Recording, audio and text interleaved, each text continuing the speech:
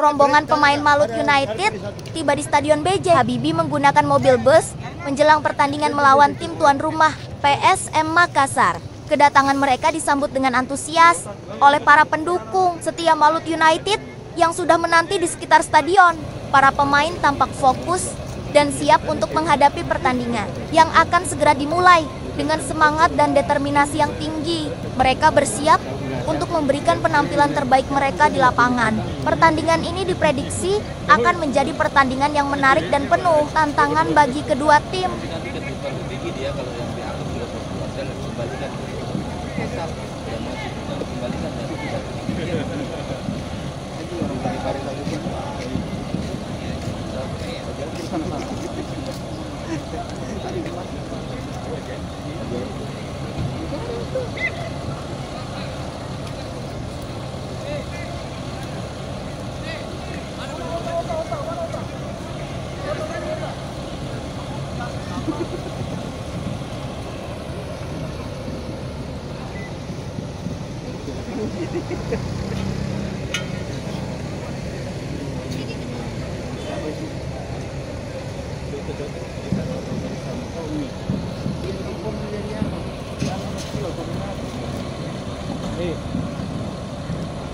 Jalan Awu sebelah sana.